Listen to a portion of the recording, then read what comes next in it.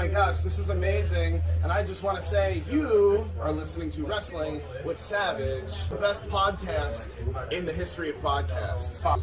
Max Caster, your future AEW champion. Fucking man. Yeah.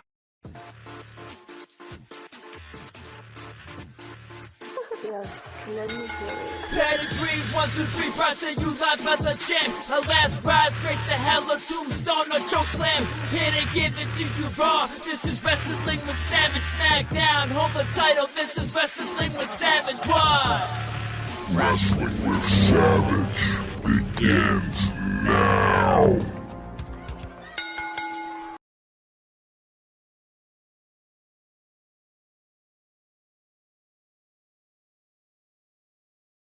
What's going on, everybody? Welcome to Wrestling with Savage Monday Night Raw in New York City, episode 110, and I'm here with our very good guest host, Gilch. What's going on, Gilch?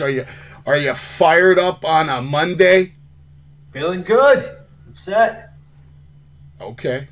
What did you think tonight? Actually, before we do that, let's get into Extreme Rules. What was your favorite match at Extreme Rules?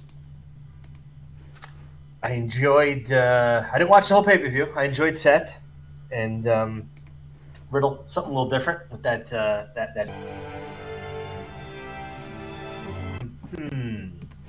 What was your favorite match? I'm curious.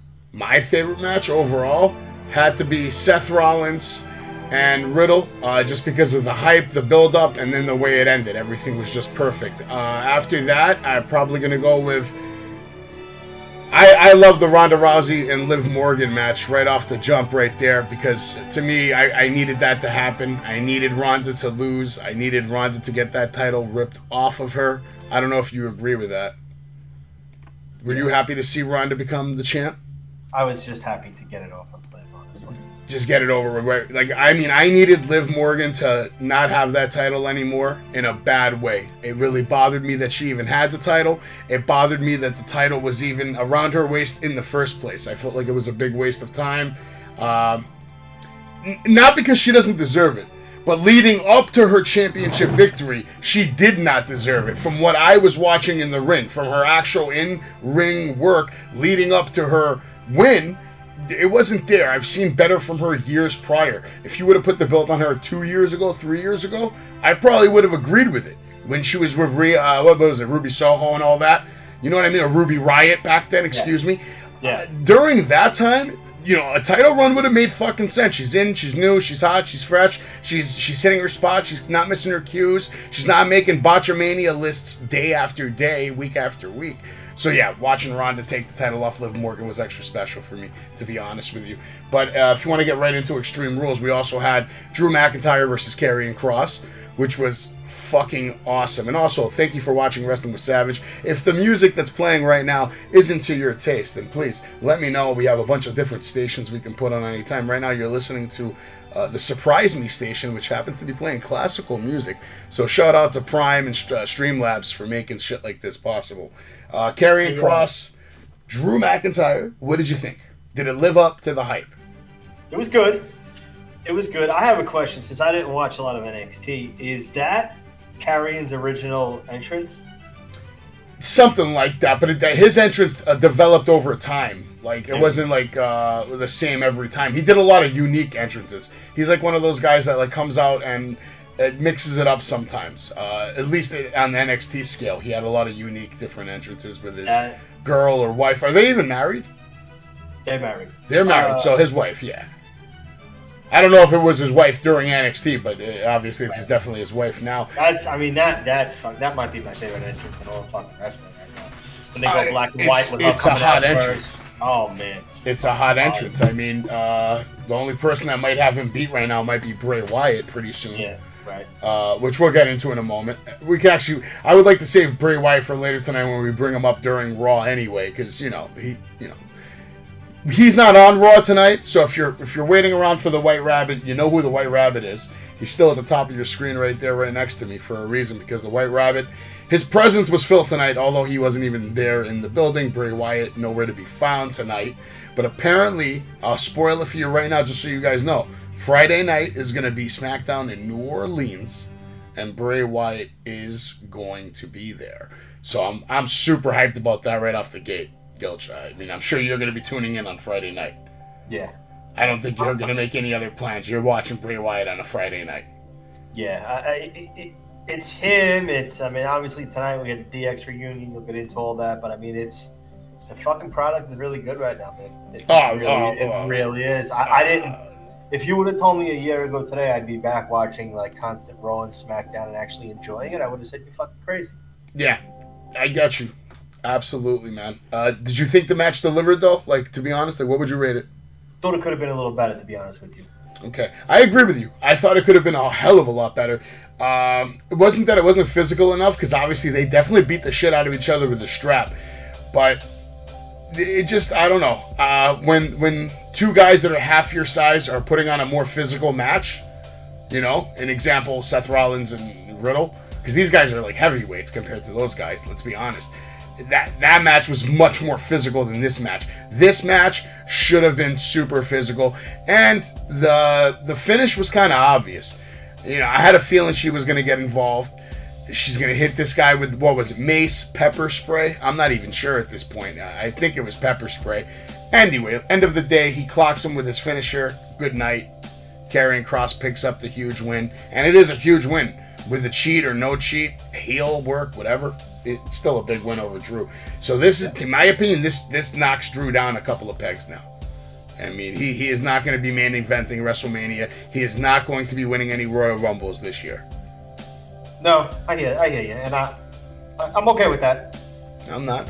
I like Drew, but whatever. It is what it is. The more guys more deserving right now, and it's just sad that he had to have his push during a shitty period of human existence. I mean, that's the reality of it. It's not that he didn't get his push. He got his fucking push in circumstances, because I was going to that fucking Mania. I was paying to go to that Mania. I was paying to travel, booking hotels, buying VIP tickets to go see Hogan. You know what I mean? And it all canceled because of a shitty fucking... I don't want to get into it, but Finn Balor, Edge. Did you see this match? Yeah. I thought the match was okay, but I'm going to say it right now, man. It's something that I've never said on Wrestling with Savage. I'm going to say it right now. I've never been a fan of Edge's spear. Really. I never really have. I mean, secretly, I kept it to myself because I give him the benefit of the doubt because he's so good in so many other aspects. But I never liked it when it started.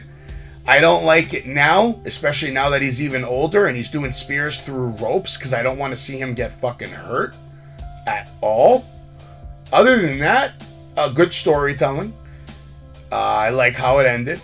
I liked how Rhea Ripley still went over as an evil bitch and just destroyed Beth Phoenix's cranium with the concerto. And, of course, Edge uttering the words that he said he would never utter. And Finn Balor made that very clear tonight, which we'll get into. And just said, I made Edge say I quit. And he did. He fucking did. Did you like the match? What would you rate it? Or would you even rate it? I'd give it a solid 3. Okay, that's not bad. I agree. I'll go with you. I'm right there with you on a 3. It could have been better because it's Edge and Finn Balor, two of the best workers. And if there was no interference, if it was actually a clean finish with a real I quit kind of thing, I could have seen that match just ending with a time limit. Like, all right, no one quit. Yeah. It's over. You guys get out of here. Are you feeling Finn's new mask? For the pay-per-view? I think they can do better than that. I mean, I'd rather see the Demon, obviously, than this. I don't know why they're keeping the Demon at bay. They might be saving the Demon for another time, another push. Because I heard he's getting pushed to the moon. That's what I've been hearing lately in the woodworks, all right? And I talked to a couple of heavy hitters that have an ear on the door of certain people. And I'm telling you right now, that shit right there, Edge, he's putting over Finn Balor big time. Because at the end of the day, Finn Balor picked up the win over Edge. Right. I mean, it is what it is. That's what it's going to say 20 years from now in the record books. Yeah. What'd you think about the match that kicked off the pay-per-view? I was actually happy that this match kicked off the pay-per-view. Thought it was the perfect match to set the tone for the night. Very physical. And Sheamus and Gunther. Gunther might literally be the best wrestler in the world going today right now. Like, period. End of story. Can we give... I mean, when you think about workhorses over the last 20 years, 15 years or so. Sheamus is competing on levels that I didn't even think he was capable of. We got to give this guy props. I mean, you know, he's been like that heel that's always there to work a program with whoever you want. He wrestles well. He makes everyone look good. I mean, this guy is due so much more props than he gets. Right now, he's the MVP of the WWE because he's put on 2 match of the year matches that everyone is on board with, saying that this guy is competing at a level, and I'll say it again here tonight. I've always liked Sheamus, but this is the best version of Sheamus we have ever seen. He is the best he has ever been. He is on top of his game, and he deserves to take that title off Gunther at least once within the next year. I think you let these guys go at it for the next fucking 6 months, 7 months, whatever it is. You let them go. Have a huge program. Yeah, for sure. I do have other comments on Gunther, though. Did you manage to hear my call on Busted Open? I was hoping you didn't. I was hoping you didn't. I did not. All right, that's awesome. No, I don't need to tell you. You're just going to fucking hear it, and so is everybody on Wrestling with Savage. Holy shit. A lot of people really wasn't paying attention because people was going to the bathroom and stuff. This is the last guy that called in right before me, which obviously... Wait, this phone call. Okay, thank you, Eugene. I appreciate you, brother. Thanks for listening. Call back another time. Wowzers. All right, let's go out to Whitestone. I got some family in Whitestone. Let's talk to Savage. What's going on, Savage? What do you got? Good morning, everybody. Good morning, Bully. Good morning, Mark. Bully, great showing on Friday. Bound for Glory. It was a great pay-per-view. Great show. I enjoyed it. But Mark Henry, I got to just let you know, Saturday I called. You told me to reach for the sun, the moon, the stars, everything in between. And you know what? I listened to you. And I did it. And I reached for the sun. And guess what? WWE delivered in a hell of a pay-per-view. One of the more enjoyable pay-per-views that I've seen this year. The Seth Rollins and Riddle match delivered. It really did. I'm a big RVD fan, so watching Seth Rollins come out, pay tribute to RVD, and then of course Riddle with that kick off the cage, that senton on Seth. I mean, it was great. It delivered. It was physical. It was incredible. Great storytelling overall. The night. Every match had a great story build up to it, and it made it so much more enjoyable. And just like Mark Henry said, Sheamus is performing on a level right now that I didn't think he was even capable of right now. Sheamus is killing it. Real quick, I just want to touch on Gunther. Okay, we got to call him Gunther.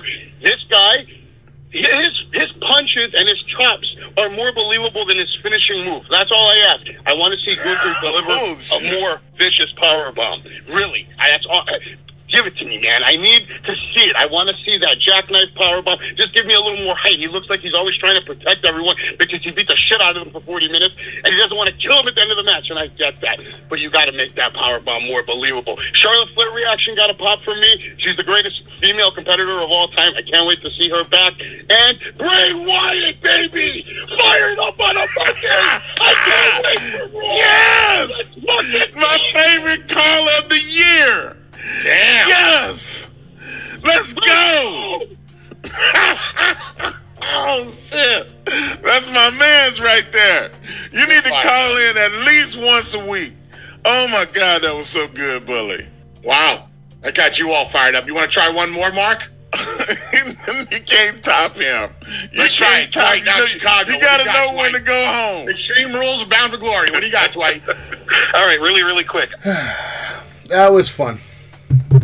Dude, that was fucking awesome. That was fun. That's why I love calling in, man. Like I said, I'm trying to develop a relationship with Busted Open. I have plans to cameo Dave LaGreca later on, maybe in another month or two. I want to keep calling. I want him, basically when he sees that cameo request, I want him to know exactly who it's coming from.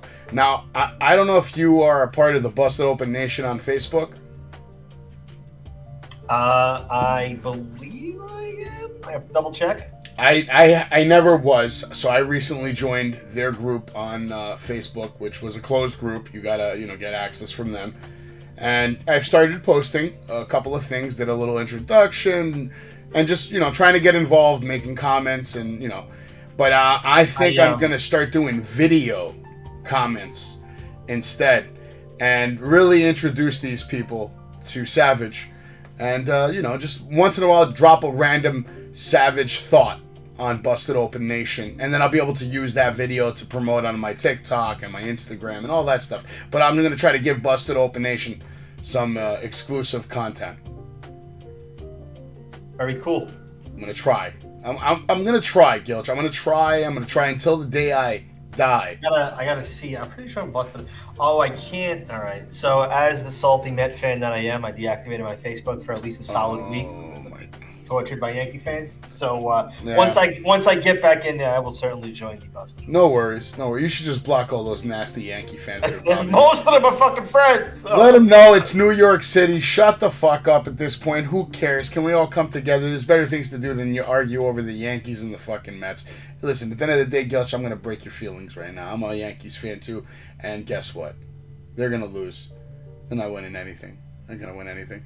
Just like the Mets. The Mets are losers, man. They've been losers since 1985-86. They've let me down many times, but it's okay. I'm used to losing. I'm a New York sports fan. I'm a Knicks fan. So all we do is lose. We got a little lucky with the Giants. That was okay. I had Knicks season tickets for a very long time. So I feel the pain. We're losers, man, unfortunately. But you know what? When we win, it feels great. We hold on to it. Like I said, I don't need anything in football ever again the rest of my life. I got my Super Bowls in the prime of my life with my favorite team. I'm okay.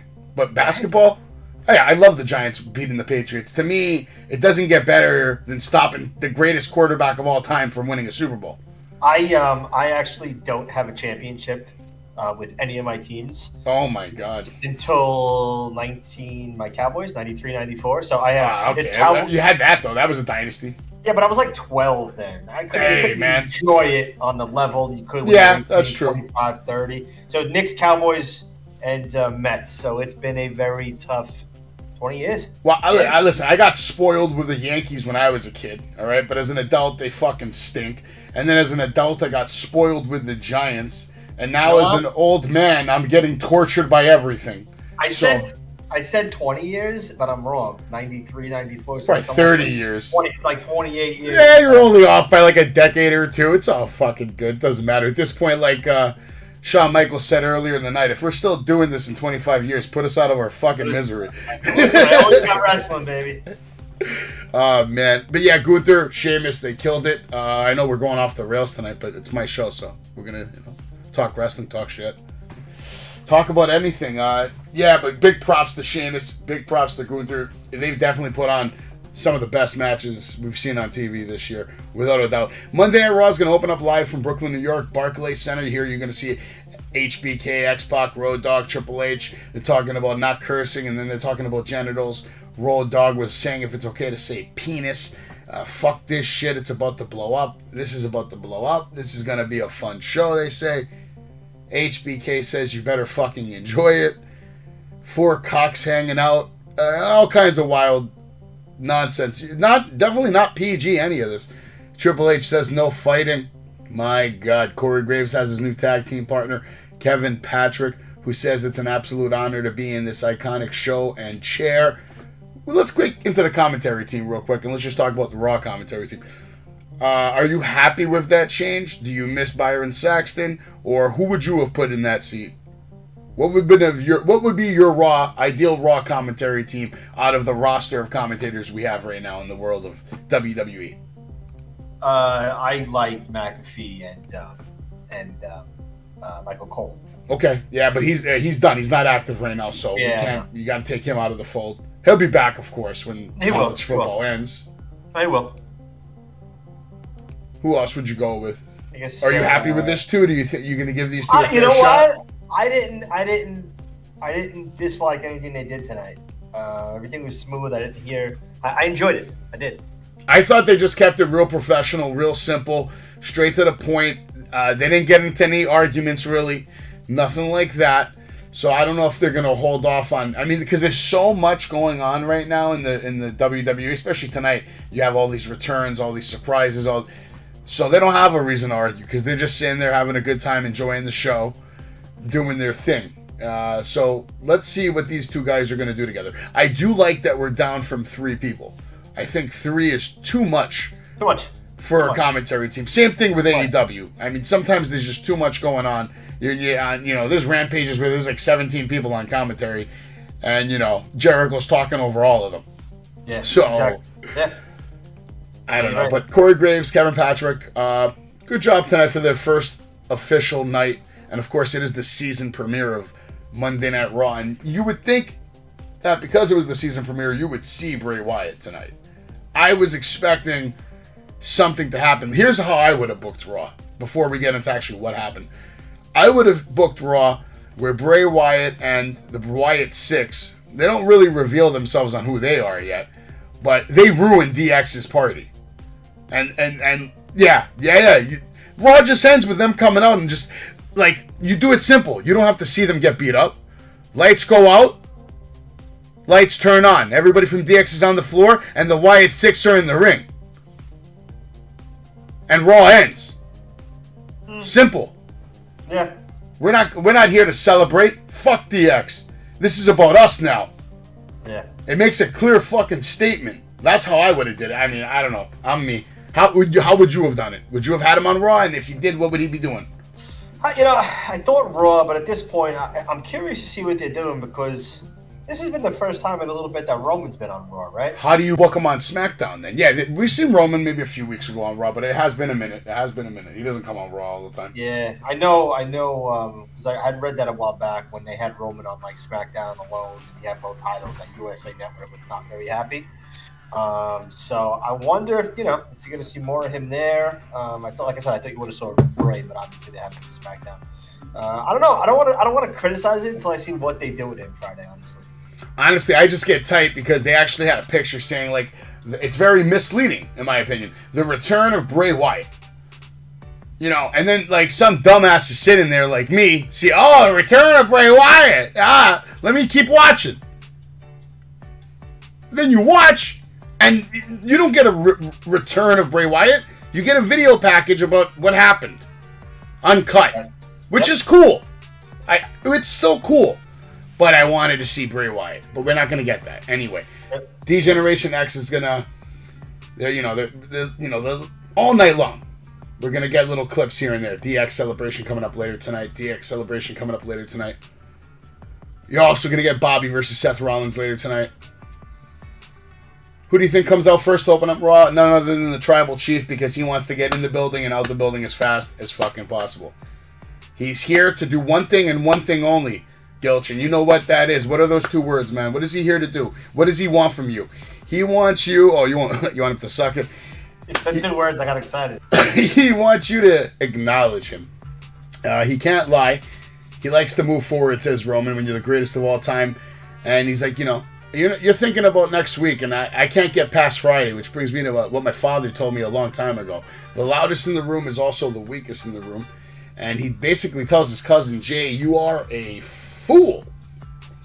Sammy says, as the honorary Uso, he would like to handle this situation since Roman said Jay is now Sammy's problem.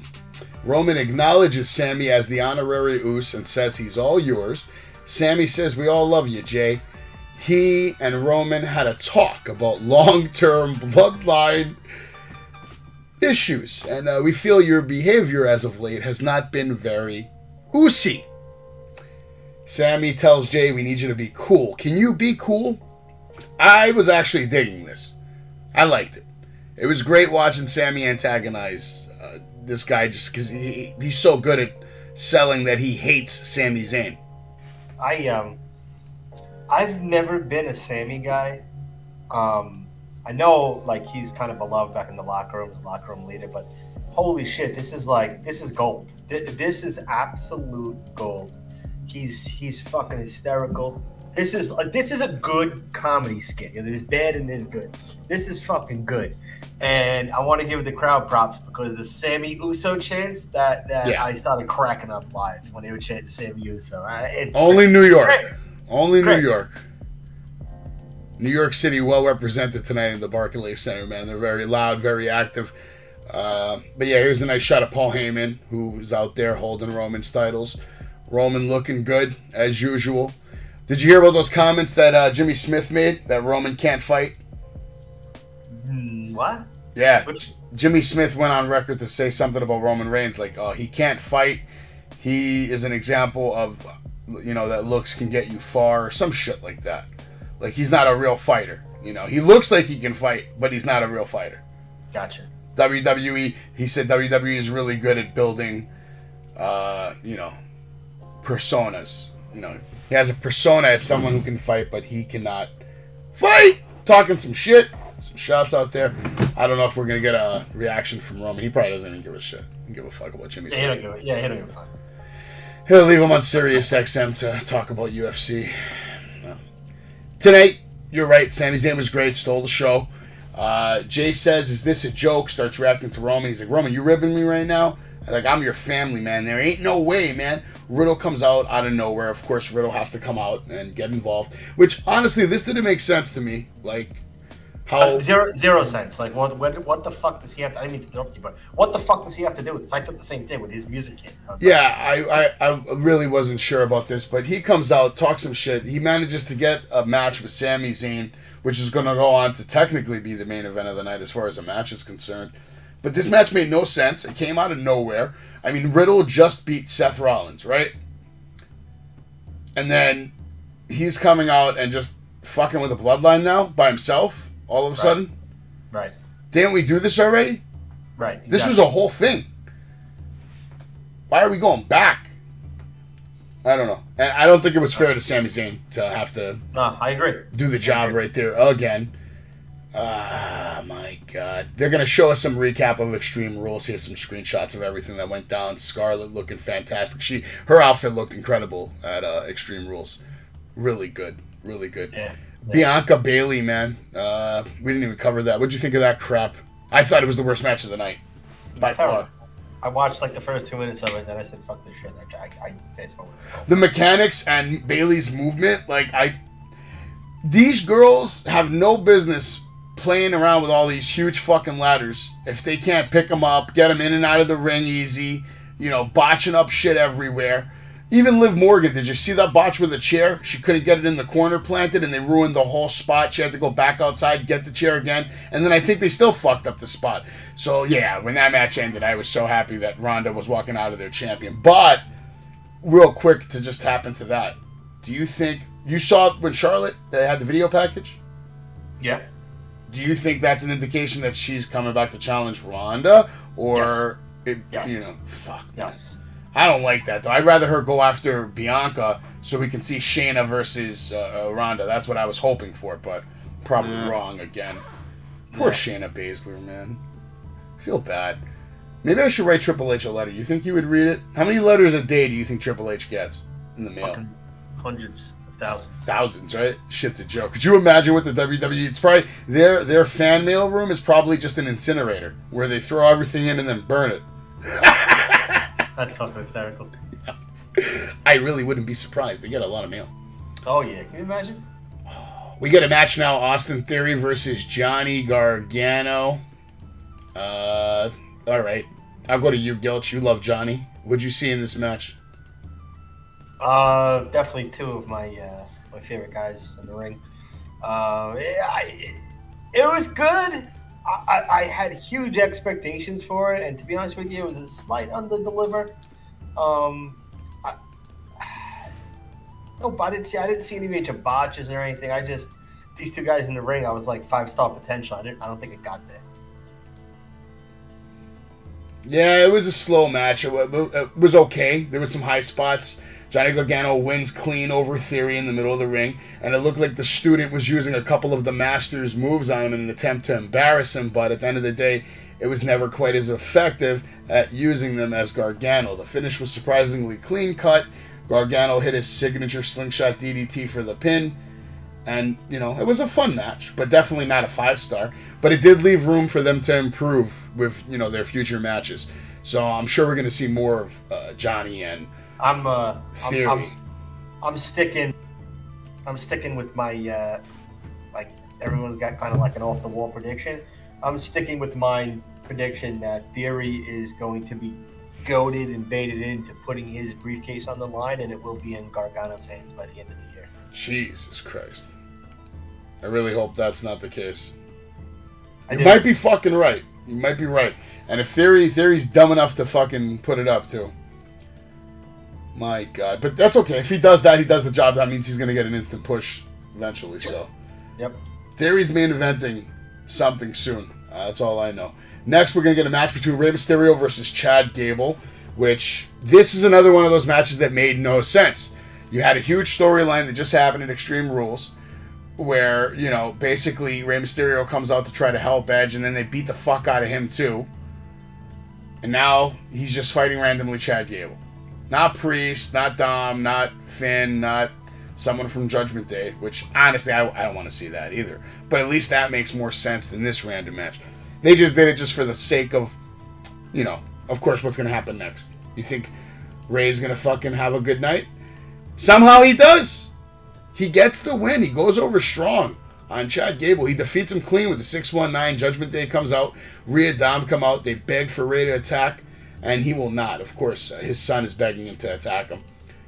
What did you think of all this? Again, more of the same from, like, as far as what we've seen so far from Dom. Nothing changed from weekly reviews. I'm just so over this. It's going to get better, though, quickly. Hopefully. Oh, no. It literally gets incredibly better very soon. It looks like they make final work of Rey Mysterio. This could be Rey's send-off for a while. Like, I'm pretty sure we're not going to see Rey on TV again for a while. That's what I think. I think this was the transition from Daddy being with you, and now you're on your own. And then he'll come back later. They're probably going to have a match at WrestleMania, I'm assuming. I was just going to say that, yeah. There'll probably be one final match. Yeah. I don't know when the story is going to kick off. That's what I would do. I don't think this is going to, like, I can't say I know what's going to happen, bro. But that's what I would do. What I would do is, I agree with you. I'd put the match at WrestleMania, and I would make it a fucking retirement match, to be honest with you. Perfect. Exactly. Yeah. His, send-off. Gets sent off by his own son. Great storytelling. You know? But right now, I would keep him off TV for a couple of weeks and give Dom a chance to shine without you on the show at all. So he can do his thing and not have to, worry about being in his father's shadow like he's always fucking worried. Which we're going to get into next, because we're going to get a promo from the Judgment Day where Rhea Ripley did shine, Damian shined, and Finn Balor even sounded good, man. I mean, I couldn't believe it. I can't believe that he actually used Too Legit to Quit and was able to make it sound good.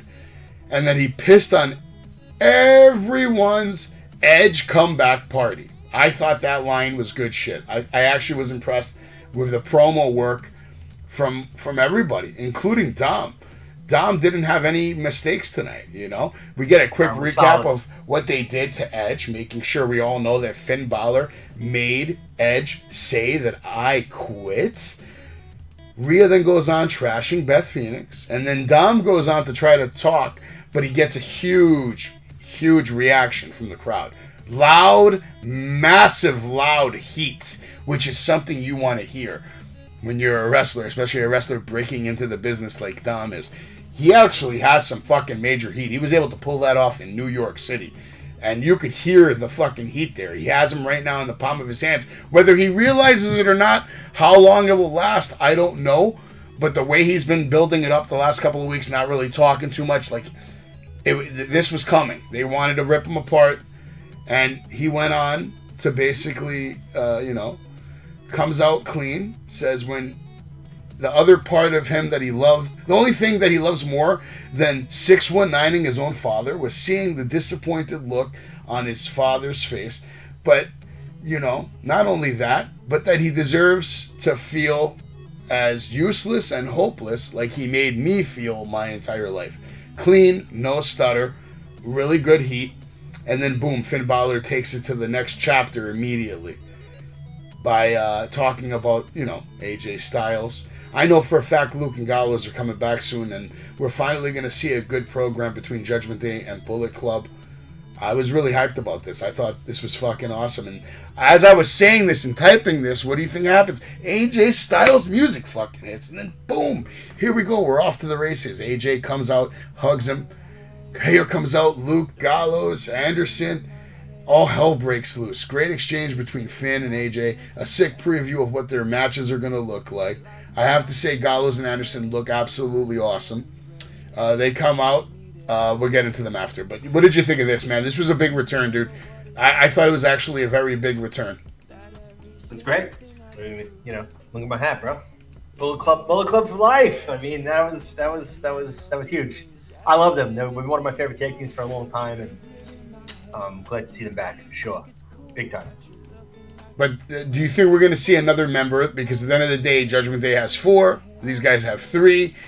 Do you see somebody else joining? And who would you want it to be? Like some random, a new guy? Or is there someone on the roster do you think is material? I have a bad feeling. I don't think it's going to be a Bullet Club member. I think they're just going to put Rey in there in a couple of weeks, unfortunately. That's kind of what I think, honestly. I hope not. I mean... Me neither. I mean, I'm with you, but, you know... No, it makes sense, though, because they have the son. I mean, so, yeah. I mean, that they're probably going to keep going with that angle. You're probably more than 100% correct on that. That's a good call right there. I think you hit that one right on the head. That's more than likely exactly what we're going to fucking see. And it's going to be the pay-per-view match. I'm trying to think who else it could be with ties that is not affiliated elsewhere right now. I don't know. Who everybody signed, no? I mean, it could have been maybe... They could have got Jay White, but that's done. They're not getting him. He doesn't want to go. If they like start announcing like new Bullet Club members and all of a sudden the music hits and I hear Super Kick Party, I think I would go off the wall if they popped up in WWE. What's up with the Bucks contract? Do they have a long contract? What's even the story with their contract? I don't know. I've Googled it. I've tried to find out. I couldn't find anything public as far as like what their contract is. It's really sketchy on contracts with shit on the internet, man. You know, you'd probably have a better chance if you went on the dark web. You could probably find a real copy of their fucking contract on there. Yeah, not only that, but no, you're right. But not only that, it's not just like, you know, a normal wrestling contract. It's EVP, so who knows like what. Who knows, like, the language in it? Who knows the timing? We really have no idea. But you would think AEW got off the ground 2019, right? Was the year? Yeah. So you would think 20, 21, 22, 3 years. Coming up on 23 would be 4 years. That usually seems to be the length of what they've been giving out. Because, right? Oh, no, they've talked about the pillars being free agents in 2024. I think it's like 3 to 5 years, depending on the guy. It's probably, if I had to take a guess, it's probably 5. They would probably align with the rest of the pillars that, you know, keep saying the contracts will be up in 2024. Yeah, I mean, I don't see an obvious choice for a new Bullet Club member. Maybe the only one that would make sense right now is probably Ciampa, if they could snag him. That would be the best acquisition. Man, would Jay White ever consider? Because we haven't seen Ciampa in a while anyway on TV, so I don't really know what they're even doing with him. I guess they're trying to say that Dexter kidnapped him, maybe, or something. Which we'll get into Dexter a little bit later tonight. He's going to make his premiere. And just like Miro did on Saturday, he had some cake. Dexter Lumis is going to have some cake tonight too. But we'll get into that in a little bit. Here's a good shot of what we saw on Raw. They actually fucked up. They were trying to go on camera to the commentary team. And I don't know if you caught this, but they had like a camera that was just like on the floor. That they actually put this on live TV. And it's just, this is the shot that you see on live TV. Somebody fucked up when they were switching cameras. You were supposed to see these guys. You weren't supposed to see that camera. I managed to get the screenshot of that, which is cool. Nice. We're going to get an interview now. Byron Saxton, Damage Control. Real quick, this was bad, but at least it was short. Bayley needs to snap out of this Damage Control and go solo ASAP. I think this is doing more damage to her legacy than she will ever fucking realize. But that's me. I digress. What do you think? Yeah. I don't know, bro. I'm kind of like, I'm more over them than I am Judgment Day. I'd rather see more Judgment Day than Damage Control. I'd rather see more Bullet Club than Damage Control. Name another faction that's worse than Judgment. I mean, worse than Damage Control right now. Yeah, that's fair. I just can't. Like There's only one other faction that's worse than Damage Control right now, and that's because LA Knight left them. Yeah, that's true. Yeah. I never liked Dakota Kai. I think she just looks out of place. I think she looks overwhelmed. I've just never really been a fan, to be honest with you. No, I agree. Like, I think they're just wasting so much time. Like, their whole shit that they did tonight, even the match they had, worthless match too, by the way. Even though Candice looks like she's finally knocking off some of the ring rust. Yeah. But I'd rather see LA Knight in action on Monday Night Raw tonight. Season premiere of Raw. give me your best wrestlers wrestling on your season premiere. Am I crazy for thinking that? No. He had a sick promo on SmackDown. He told everybody, I'm LA Knight. All right, LA Knight. Why aren't you on Monday Night Raw? We're bringing SmackDown stars over here all the time anyway. Right. You know who's coming back next week, though? Elias, man. I can't fucking wait. Oh, dude, that was awesome. When that hit, that was great. Fucking awesome. We get another cool segment, Shots Fired with Roman Reigns. Jay says he has to holler. And Roman says, hey, man, you can't holler right now because I'm going out tonight. I'm going to be doing New York tonight. And you ain't coming with me. You're going to stay here with Sammy. Wherever he goes, you go. And make sure that my honorary Oos wins tonight. He also says solos with me tonight. I'm going out. I'm doing New York. I loved it, man. This whole segment was fucking fire. Jay, sold this shit great. It's basically saying, you ain't coming, stay here, bitch. It was good shit. I loved it, man. Yep. I wouldn't even rate this. This is like 5-star storytelling so far. This whole thing, because I didn't rate it early, this story with Sammy and Jay and Jimmy and Solo and Roman and Paul Heyman, this is all so far 5-star storytelling. So as long as they're doing this story and they're keeping it going in this form of entertaining and you enjoy watching it, it's all 5-star. We'll see if it goes south. Obviously, it's going to lead to a match between Jay and... Imagine Jay just gets kicked out of the fucking bloodline. I mean, it could happen. Yeah, for sure. I don't know. I guess we have to wait and see. Now we're going to get a match between Bayley, Candice LeRae. They're showing highlights of Bayley and Bianca, that shit show of a ladder match, which was terrible. The only two women I think could pull off a ladder match right now and make it look fantastic would probably be Charlotte and Becky, or Ronda and Becky. Probably one of those, two of those three. Maybe Asuka too, a fourth. But you know who else too? Probably, to be honest with you, Shayna Baszler and Raquel Rodriguez. Imagine a ladder match between Charlotte Flair and Raquel Rodriguez, or even this one. I'll give you one more girl who could do a ladder match for sure. Rhea Ripley versus Raquel Rodriguez. Now imagine that at WrestleMania for the championship ladder match. You telling me those two chicks ain't going to give us a match? I'd like to see them in the ring together for sure. Wow. Wow. Two strong, powerful women. Makes sense to have a ladder match. They're not struggling to lift these ladders. They're just chucking them around there like they're toys. No, I like it. I think that's the way we do that. But, that's just me. This match right here, Candice missing 10 months due to injury. We see a beautiful step-off senton. That actually looked good. She looks to be getting back into ring shape. Bayley actually looked like old Bayley tonight for a moment, but I'm not sure how I feel about the Rose Plant finishing move, and I wanted to see your opinion on that. Do you like her finisher? No. I agree. I think it's weak, man. I mean, the Bayley to Billy or Billy to Bayley, whatever the fuck it was, that was way better than this shit. I agree. I don't know what... I don't like it at all. Yeah, man, we got somebody in the chat right now. Deep Rat over here, Rot, or Deep Rot. I'm not gonna even try to say your name again, but I'm just gonna call you Deep. He's Deep. It looks like Sammy is trying CM Punk stuff, which he did with Wade. If you guys remember, he became the leader of the crew. Can we see the bloodline turning on Roman? Yeah, we were just talking about it. Jay's probably gonna get kicked out of the bloodline, so with the bloodline, anything's possible. You might get a division. That might be a pay-per-view match at Survivor Series. Team J, Team Roman. I mean, who fucking knows, man?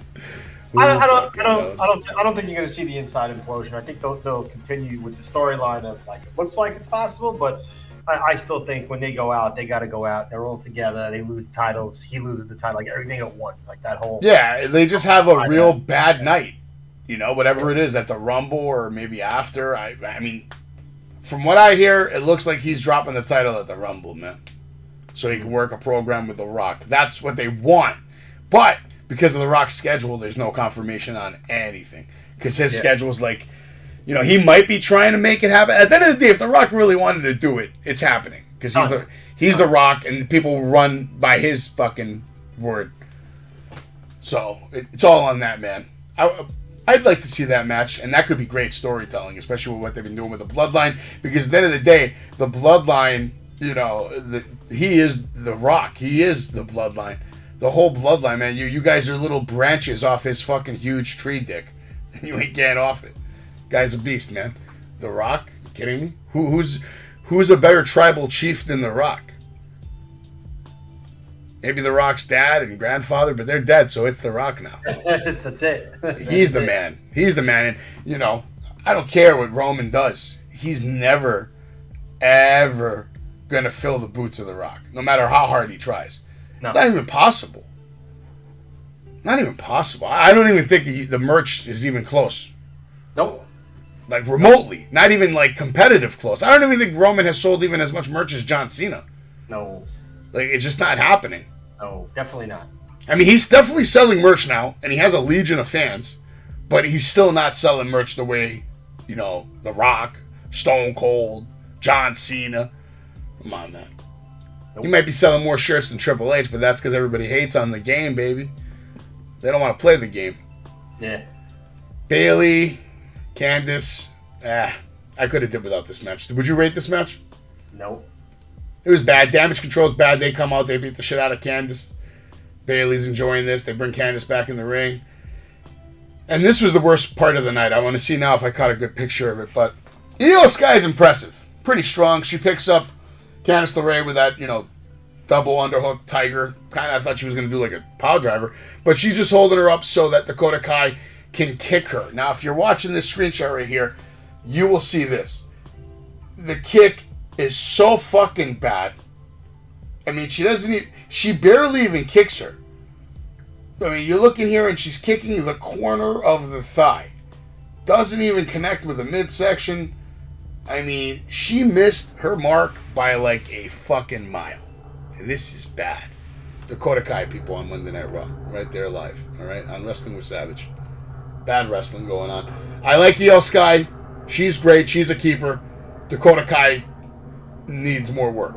Big time. From all the matches I've seen so far since she's been back. She's not, she's not there yet. She's just not. And I don't know if she ever will be. Bayley made a couple of the knees. Yeah. I was going to say, I think they hope that in this time frame, like, being with Bayley will kind of elevate her. And no. It has not. It is not. It will not. It just won't. Now we see The Miz in a beautiful tuxedo. Looks like it's a dark purple with a nice purple tie. And honestly, when I look at this picture, I think The Miz looks like a complete maniac. I think he's getting ready to spaz out and turn into like Patrick Bateman from American fucking Psycho and start killing people himself because Dexter's fucking with him so bad. But of course, Miz, very happy, sees his wife. How you're not going to be happy when you're looking at that? I mean, look at it. Look at it. All right? Yeah. Did you guys hear me? I said, look at it. Look at it. It's great. Yeah. Wow. She's... Wow. Look at it again. Wow. 5-star. It's a 5-star wife. Oh, yeah. 5.5.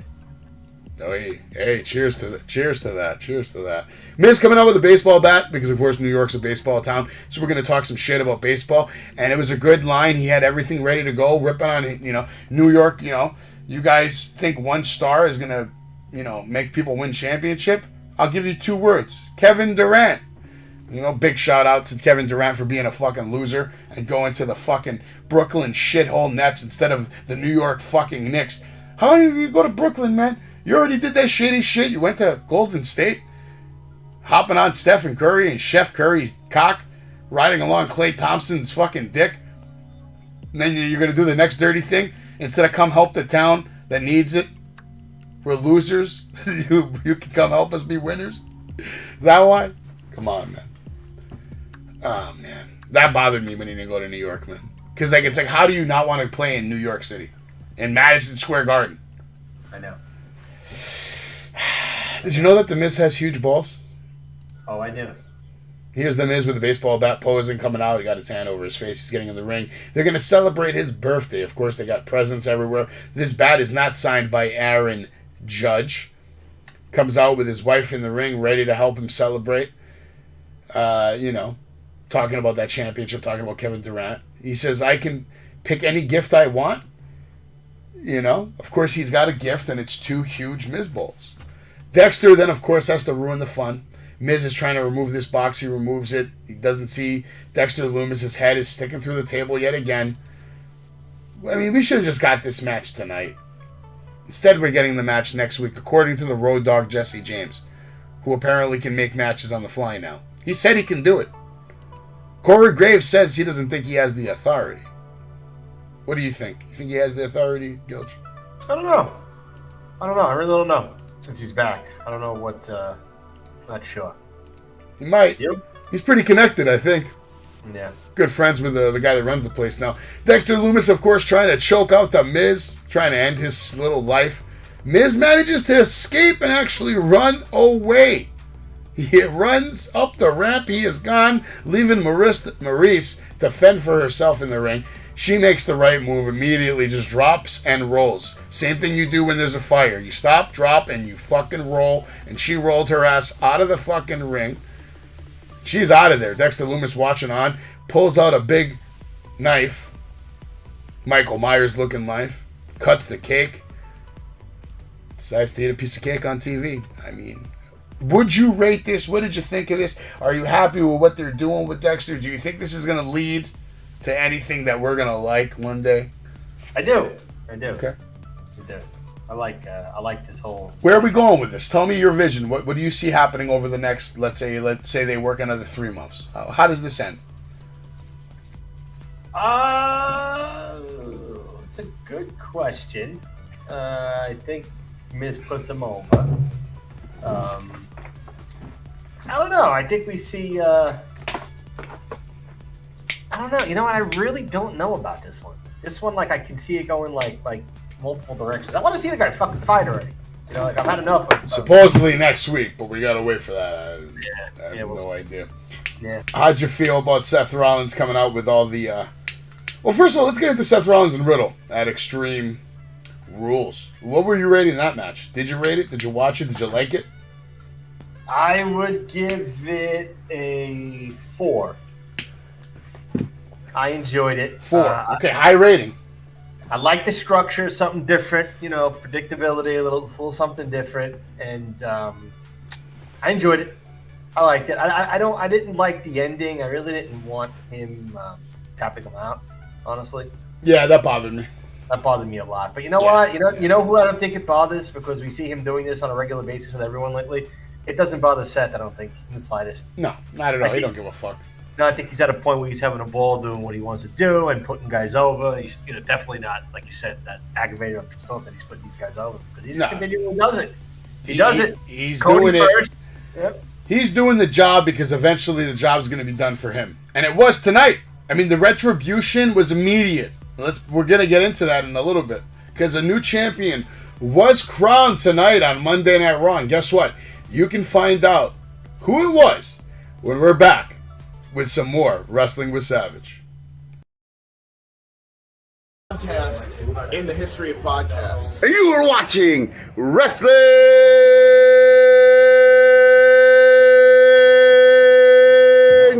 with Savage! But of course, Pedigree, 1, 2, 3, proud to you live by the champ. Her last ride straight to hell, a tombstone, a choke slam. Here to give it to you raw. This is Wrestling with Savage. Smackdown, hold the title. This is Wrestling with Savage. What? Wrestling with Savage begins I'm trying to give these two WWE legends.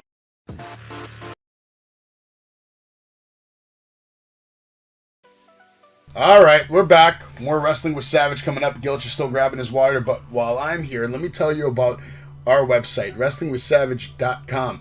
You can head on over there right now. You can check the latest episode. As soon as we're done with the episode, it goes right up there. You can watch it anytime during the week. You can find out more about the crew. You can find out about Savage, Jay. You can find out about Dave, Gilch, why they're into wrestling. Or you can watch or listen to us live and follow us on YouTube, Twitch, Facebook, TikTok, Instagram, Spotify. You'll also see our schedule there. And, of course, you can catch up with all the shows that you missed. But the most important thing you want to do when you go to wrestlingwithsavage.com is head over to the shop and show your support. You can check out all the latest merch. We have some new t-shirts we made featuring the entire cast of Wrestling with Savage. And, of course, the individual cast member shirts.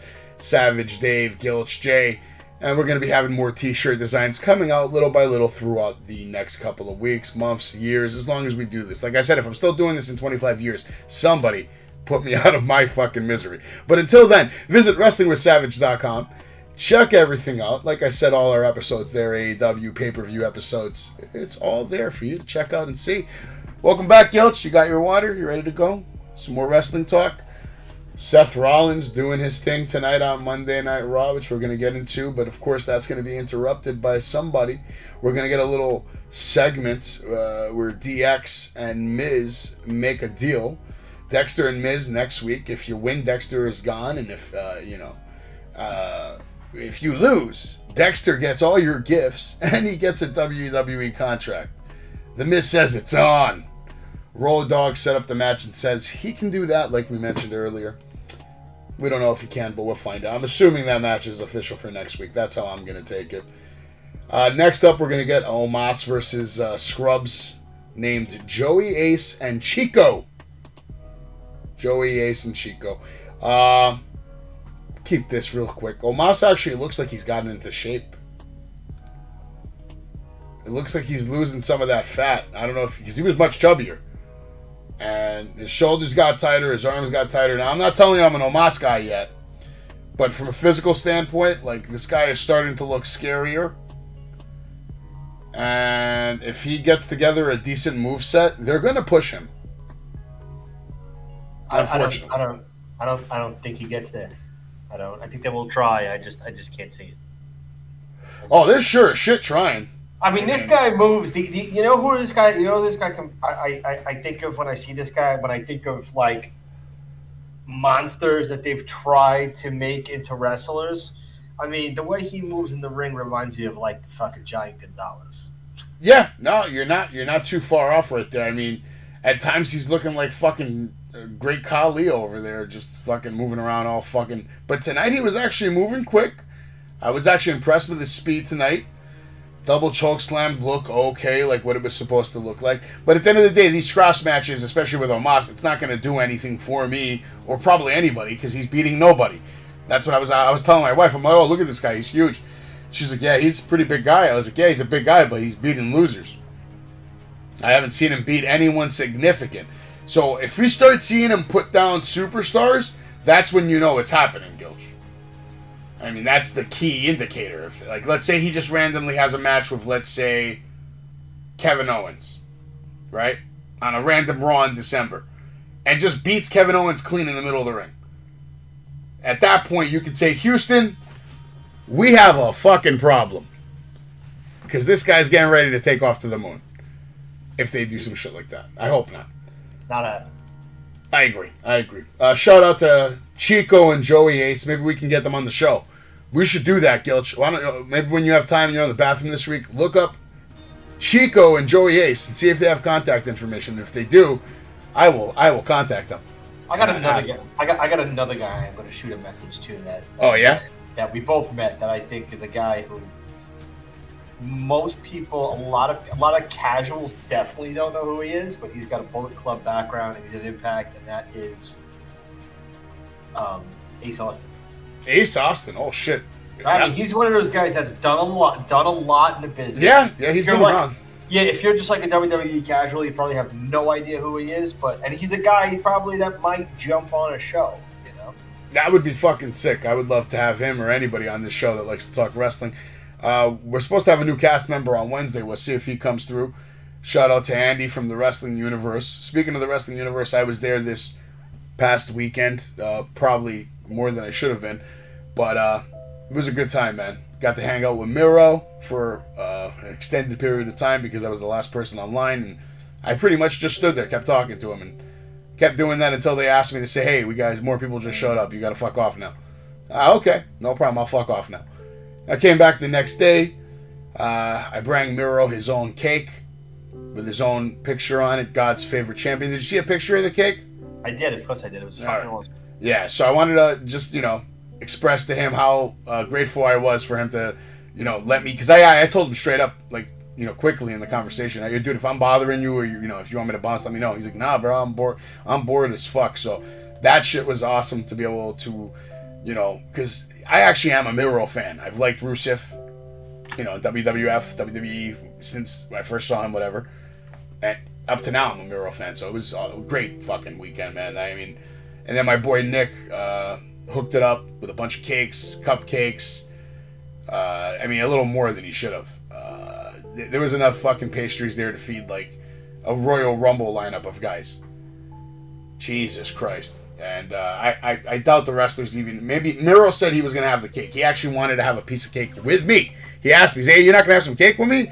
I was like, I mean, I would love to, but I got to go upstate right now. I'm not even... I think I said upstate because I was like nervous and stuff. Even though I don't really get nervous around these guys, I still got flustered. I should have told him out east because that's where I was going. But he's like, oh, man, you're doing it right. He's like, go have fun. Go have a good time. So I got a couple of likes from him on Instagram. He actually liked the video that I did with him with the cake. I think he might have liked the other video too. I'm trying, man. I basically I told him, man, listen, I know you probably meet guys like me all the time, but I don't meet guys like you all the time. I would love the opportunity to one day be called your friend.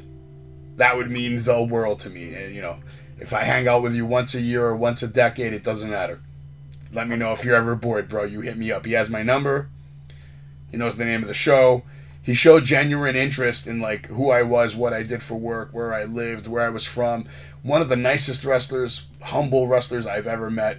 And just like he said, he's just being himself. And I asked him if they had any plans for him. And he, you know, he's like, right now, nothing, man. He's like, you know, I'm like, so you just get paid to just stay at home and just fucking show? He's like, pretty much. That's concerning. Yeah. Not for him, but for AEW. But for AEW, like, how do you let a guy just sit back there and do nothing who is that fucking talented, that over? It don't matter if they push him as a heel or a face. They pushed him as a heel for so long, and it didn't matter. He got a huge pop every fucking time he came out. That's concerning, bro. Especially with the lack of talent over there, with the injuries and Adam Cole and all these guys still out. You would think that it would have been a good time to stop pushing him on TV on a regular basis. You know what? The more I think about it, Tony Khan to me is starting to feel like he's got that old Vince adage of he finds his shiny toy and he just runs that shiny toy into the ground every week, and then it's like on to the next one. And I feel like it was Miro for a while in the beginning when he had the title and they pushing him. And, you know, I think Orange Cassidy is another toy that he enjoys. Wardlow's the toy right now. So that's concerning that he's just sitting back there doing nothing at their direction. You know what I have to say to you right now? What? He's got the whole world in his hands. He's got the whole wide world. What'd you think of Rey's return, man? And let me ask you this. Who do you think got a louder pop? Cody Rhodes at WrestleMania or Bray Wyatt at Extreme Rules? Well, it was Bray, because I know you'll disagree with me, but there was a lot of crowd noise piped in for Cody Rhodes WrestleMania. Oh, yeah. Well, I can't even say it's fair for Cody because it's harder to really measure the pop in like a place that's that big and has an open roof. And not only that, I mean, it had to be an epic pop, so I don't mind the way they're going to push him as a face to the moon. I didn't mind. Nah, people were going crazy for this one. I mean, the holy shit chants were fucking loud and hard, especially when they showed the Fiend. What was your favorite part of it, or did you have a favorite part? Are you interested in the character? Also, who do you think is the Wyatt Six? Who's in the Wyatt Six? We have Buzzard. We have what is it, Mercy, the Buzzard. You have the Witch. You have the Pig. You have the Rabbit. There was some weird mask on the announce table. There was the Fiend, and then there was Bray Wyatt at the end opening the door. The mask on the announce table was the burnt Fiend mask. Was the burnt Fiend mask? Okay. Yeah. Okay. I don't know yet. I need to see a good shot of the Wyatt Six together to get an idea of like heights of these guys. You know. Who do you think was in the Fiend mask? I think Bo Dallas was in the Fiend mask. If I had to take a guess. I would agree with that. It makes sense. And one guy, I think that just knowing Triple H, I think very shortly we're going to see Eric Rowan Redbeard back in the opponents. Maybe he was the one in the Rabbit, because the rabbit looked big. Yeah, the rabbit looked fucking big, so he might have been the fucking rabbit. Maybe he was there. Yeah, but is it me or does the new Bray Wyatt mask kind of have like a vendetta? You ever saw the movie V for Vendetta? Right? Doesn't it have that kind of vibe to it? a darker version of it. So that's why. I mean, listen, this was done. I mean, so perfect. I'm almost glad that we didn't get to see him interfere in a match or like target someone right away. Yeah, 100%. You know, I'm with that. It was done perfect because for a second there, when Riddle was on his way out, I don't know if you noticed, but in the corner of the fucking screen was like, not thank you for watching, but whatever they put at the bottom, WrestleMania. Yeah, like it was over the credits. Yeah. And then he was asking, "Are we still in the air?" Yeah, and I was like, oh fuck, we're not gonna see him tonight. And then as soon as the lights hit, there was no doubt about it. And then the whole fucking arena with their phones in the air made. Yeah, as soon as I heard him say, "Are we off the air?" I was like, "Oh yeah, he's coming out right now," because they never say that shit like ever. Yeah, the whole going into the fun house and the music and then breaking into the music and stuttering and the whole. I mean, it was just done. Yeah, a lot of people were saying that white light around the door was a tribute to Brody Lee. So, I mean, that was nice. I like that he's coming out with his lantern, traditional. Yes. Rocking his new mask. He kind of looks like somebody in Pirates of the fucking Caribbean, if you ask me right now. Like, I don't even know. Crazy looking. Looking. Dark. Do you think the parts of this with the Firefly Funhouse and all the other characters, do you think he's going to play multiple characters? You think he's going to play the Fiend and Bray? I think there's no limit to what he's going to do or what he's capable or what he can morph into. He's already shown us how many times he can adapt, change, at the snap of a hat, go from Eater of Worlds to the Fiend to, the fucking guy working out. What was that dance again? I want to recreate that video. I want to make that video. That video package was genius. I don't know who was doing that, if that was all Vince, but the whole Firefly Funhouse, the characters, the videos, I know a lot of people were loving it, and also a lot of people were hating it. They're like, "Oh, this is stupid." To me, that shit was all money. It was all gold. For a while there, that was the only thing I was actually following when I'm watching Raw and SmackDown. Yeah, because you never know what he's going to see or little clues. There was always little clues in the background, or he would have pictures of different wrestlers in the background that were burning. And I mean, I didn't like the way that they killed off the Fiend and all that, but it's one of those characters like Freddy Krueger. How many times you kill him, he keeps coming back and makes another one. And some movies are better than others. That's all this is. You can't kill the Fiend. He's fucking forever. And that's the whole point. So if people, long-term storytelling, it's there. There's history there, and Bray's going to do great things. This new logo looks badass. I wonder if there's already going to be merch on WWE Shop. I'm curious if they already have merch. Who do you think he's headed to first?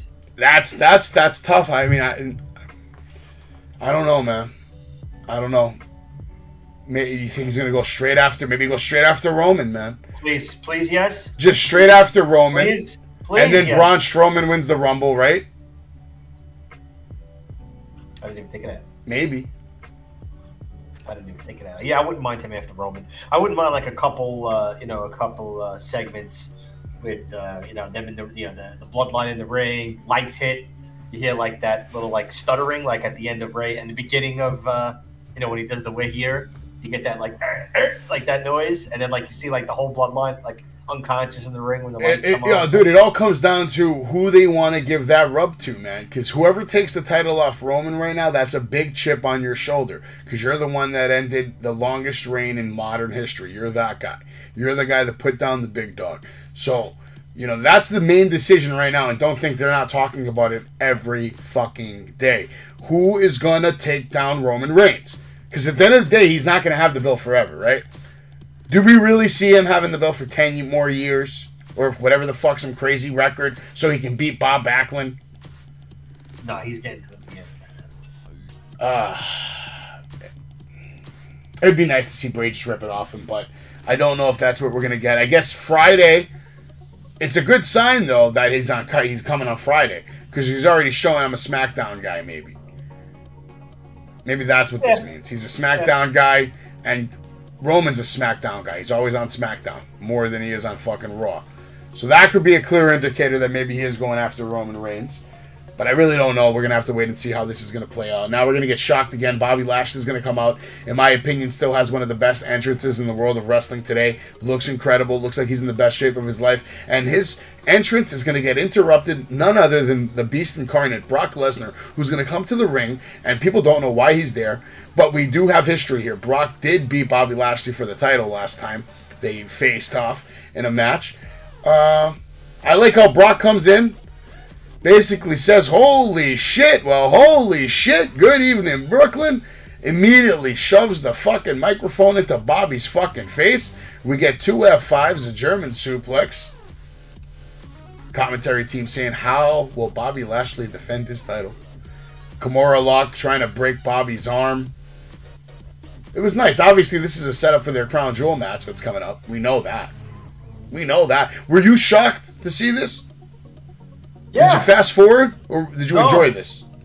No, I watched it. It was kind of like out of left field, put the title on him. Like I was very surprised at that. I'll tell you this though: when I saw Brock Lesnar come out, I said, "Oh, Seth Rollins is the new champ." That's what I said, 100%, because this match is still going to happen. I knew it was still going to happen, and I knew they were going to put the title on Seth, because that's what happens, man. You do the job, and you get paid. And this is how Seth Rollins is getting paid. He did the job, and now he's getting paid with gold, baby. He's dripping in fucking gold. Gold he's never held. He's held the U.S. title before, but not this version of it. So now all those Seth Rollins fans, the hardcore ones, see that people don't understand this. Every time they change a title, okay, especially to someone who's never had that version of the title or that title ever in general, right? They make money. The hardcore fans, whatever it is, the 4,000 of them, the 8,000 of them, they're going to go out and they're buying that title tonight because their boy just won it. It's over. Click, click, boom, sale. That's why they do shit like this. They can't keep everything the same. But Bobby Lashley losing this title is the same thing like Seth Rollins losing to Riddle. Bobby Lashley's putting over Rollins because he's going to get a huge blockbuster marquee match with Brock Lesnar, and that's a big payday. He's not going to get paid $500,000. He's probably going to get paid $1 to $3 million for this one match against Brock Lesnar, and then he might even go on to main event WrestleMania. We don't know. Maybe he wins the fucking Rumble. It's not impossible. No, it's not. It's not. You know, and maybe Brock wins back the title. How do we know Brock doesn't just rip off the title off fucking Roman after this? You know, what if Roman beats fucking Bobby right now? Bobby does the job again. Brock goes over. Goes on to just challenge Roman right away at Survivor Series. I don't know. I'm just spitballing out of my asshole right here. Obviously, I have no idea what they're going to fucking do. No. But, you know, we're talking about who you want to beat Roman. I mean, is Brock a good choice for you? I feel like, no, he's not. I love Brock. I'm done. I'm done with it. You're done with Farm Boy? I'm way done. It's interesting now because I think about like what they're gonna do, and obviously like whatever we thought they were gonna do with Vince is just out the window. You know, I don't think you're gonna see Theory. Even if he does kiss you, I don't think you're gonna see the belt around his waist. I really don't. Yeah, no, you're probably right about that. Man, we're gonna get a match now though. Bobby is gonna eventually, you know, fight Seth Rollins. Even though they're trying to escort him out, fans going nuts. Seth Rollins come out, you know, they're going fucking crazy as he's coming out. They try to take Bobby out of the arena for help. Seth was taunting him the whole time. Basically said, you know, you said you were a fighting champion. You said you were a soldier. You're not a soldier. You're a disgrace to the title and to your country. Fight me, Bobby. Fight me. It was good. I like this whole little build up to this, but here's all the screenshots of Brock destroying Bobby Lashley right there. Beautiful F5 Kimura lock. Oh, Bobby, how are you going to fight? Seth Rollins coming out. Fans, of course, were very happy to see Seth Rollins. Everybody in New York loves Seth Rollins. They're serenading him. Symphony is on hardcore. You see Rollins hitting that first pedigree. He's going to hit a frog splash.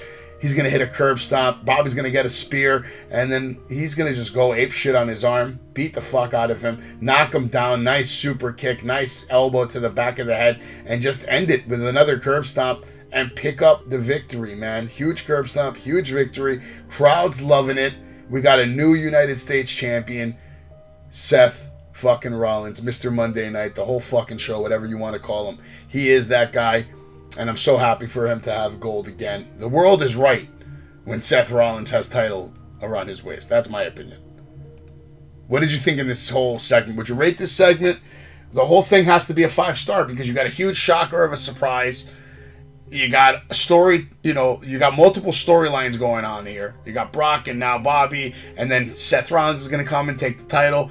And then this is going to lead to Bobby, obviously, talking later, saying, hey, I'm going to fuck up Brock, but I didn't forget about Rollins. I'll be back for Rollins, but I got to beat up Brock first. You giving it a 5-star? All right. We got brand new U.S. champion, like I said, Seth freaking Rollins. The Messiah, the Architect, whatever you want to call him, Bobby Lashley. Gotta love it. I love it. I'm a huge Seth Rollins guy, so for me, this shit was like, I was marking out. I was marking out on Saturday, by the way. Shout out for wearing that RVD gear, doing the RVD taunt, doing we've seen it all these years with the Frog Splash. We know he's an RVD guy, but he went all out at Extreme Rules to really, man. He's so good, man. Between that and then between wearing the Dusty Rhodes outfit when he fought Cody. Oh yeah, that was money. He's one of the fucking absolute great minds and great performance in this modern business. I kind of lied earlier. I said we didn't get any Bray Wyatt tonight on Raw, but we did actually. We got one little video. Revel in what you are. Revel in what you are, Gilch. What does that mean to you? Revel in what you are. I don't know. Okay. You? I think it's like talking about the state of the WWE. Revel in the shit that you've been, and I'm here to cleanse you, fucks. See that? Yeah. Maybe. Or just revel in the PG-13 era. This is TV-14 time. Dark times are ahead. All right. Revel in the light that you had, and now I'm bringing the darkness again.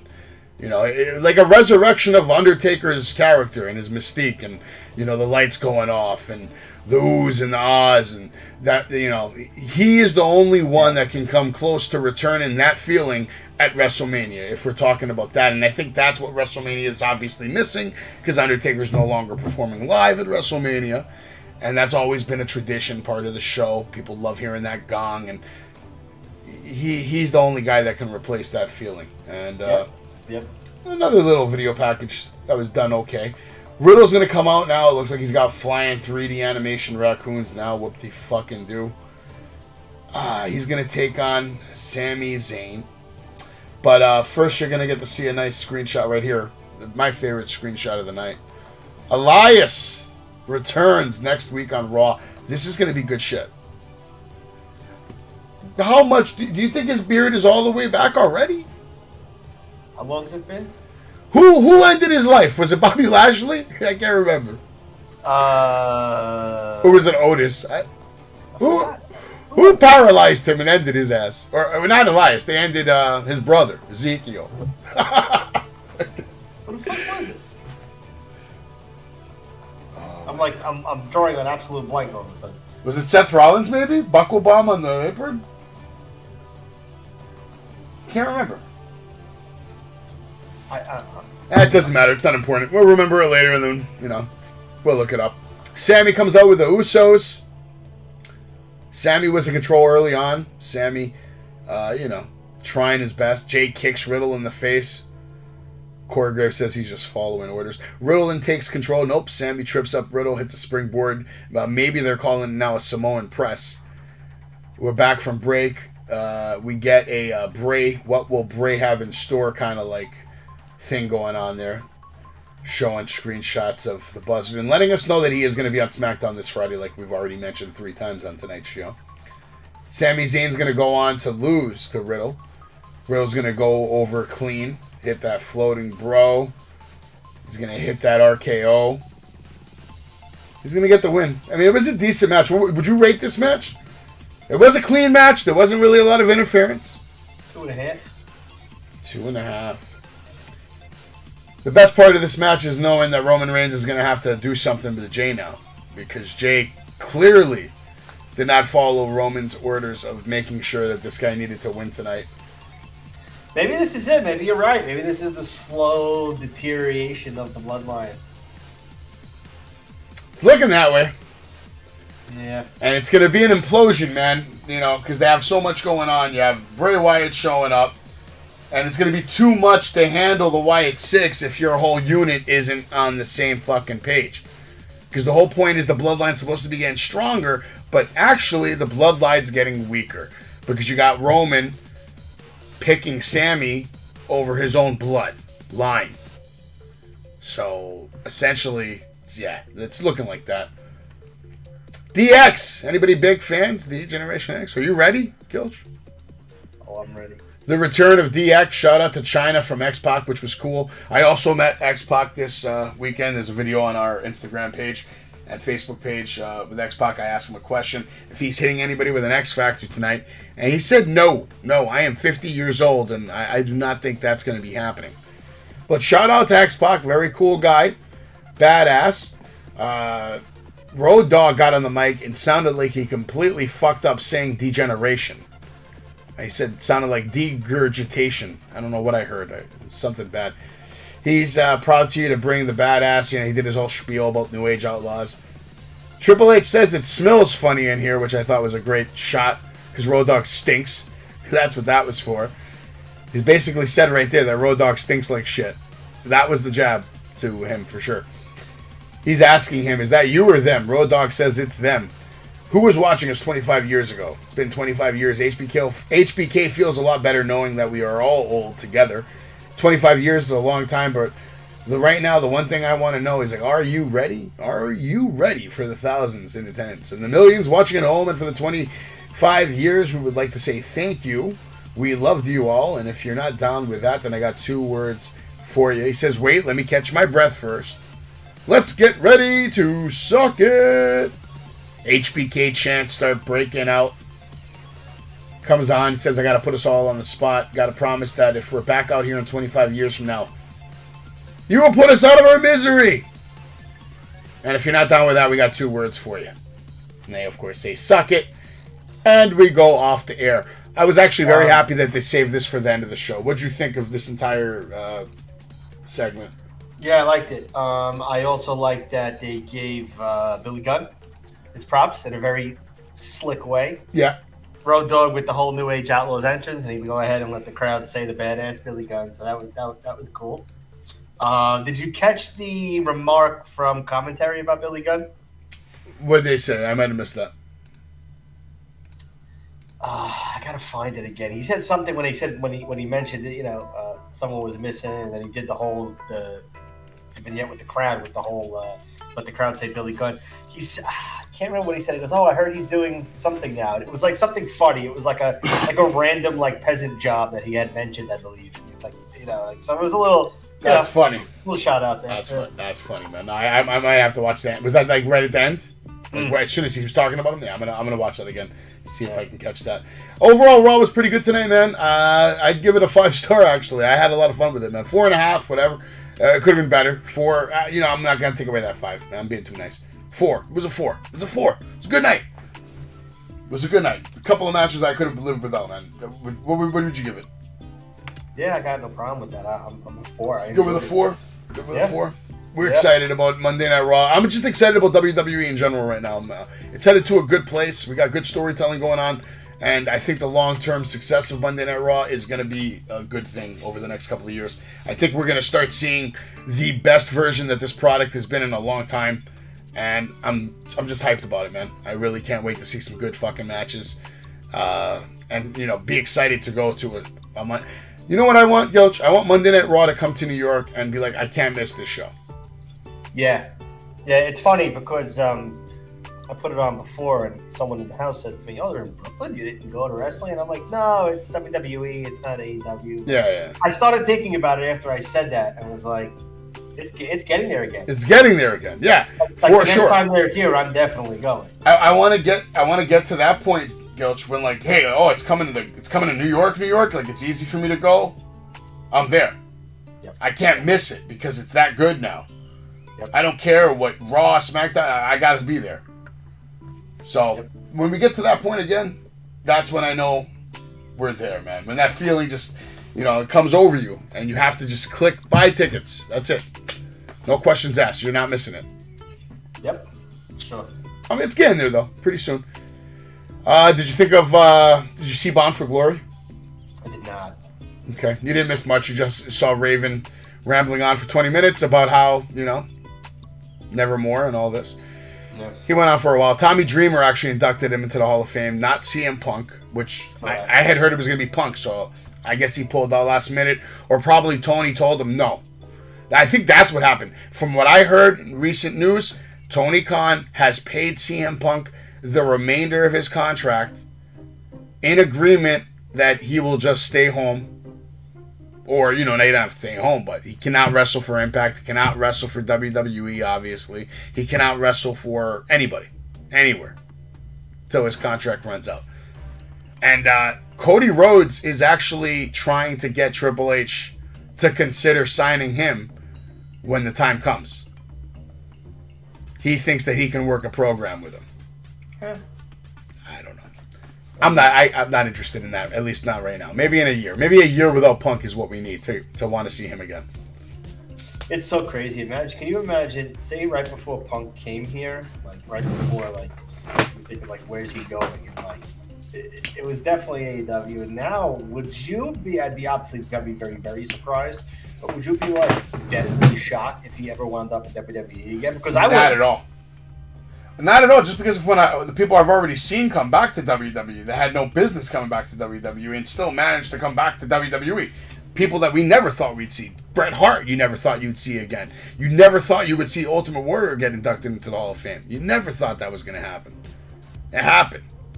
Yep.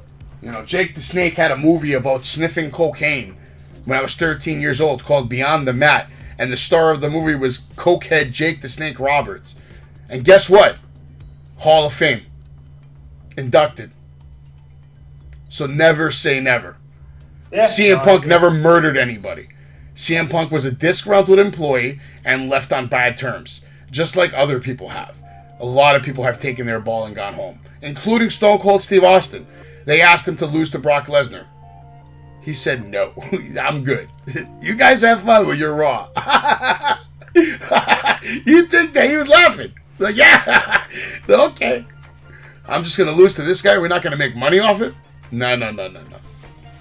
So whatever, man. You never say never. It's probably not going to happen, but I wouldn't be surprised, man. Listen, Triple H is in a place where, you know, he has no reason to be bitter. You know? Life has been good to him. And life is going to continue to be good to him. So he has no reason to hold a grudge. You know, no real one. He has every reason to be the bigger man. Because at the end of the day, CM Punk can still make you a lot of fucking money. And that's what it comes down to, Gilch. As long as you can make people money, they are willing to set aside their bullshit. Yeah. So I guess we gotta wait and see, man. You got anything else you want to cover? We end this shit because we're about to hit the hour and a half mark. Not really, brother. Not really. It's been a good night of Monday Night Raw. I had fun tonight. I actually enjoyed the show. I didn't fast forward through anything. Me too. So what's her name? The damage control segment. But yeah, well, I watched it, but I didn't pay attention. I was like, this is trash. It's bad. At least it was quick. But yeah, that's been Wrestling with Savages, episode 110 in the books, Monday Night Raw. Tomorrow night we'll be back for NXT. And Wednesday, hopefully, we will be debuting with a new cast member to bring you everything in AEW. If you're out there and you watch New Japan or Impact Wrestling and you would like to be part of the cast, feel free to shoot me a message. We're looking for someone that can come in on Tuesday nights, fire it up on a Tuesday, and bring us the latest in AEW, their opinions for whatever, New Japan, Impact. Well, I just want someone to be able to come in once a month even and bring me everything from like AEW Dark, New Japan, Impact, independent wrestling, whatever you're into, man. The more, the fucking better, man. So if you're out there, drop me a message. I'd love to hear from you. If you guys have any questions, comments, make sure to leave it on any of our pages, Facebook, Instagram, TikTok, Spotify, and of course, follow us on Discord. The link is in this video at the bottom. Gilch, thank you very much for joining us. Everybody have a good night. God bless. We'll see you guys tomorrow night. And I just want to say, you are listening to Wrestling with Savage, the best podcast in the history of podcasts. Max Caster, your future AEW champion. Fucking man. Yeah.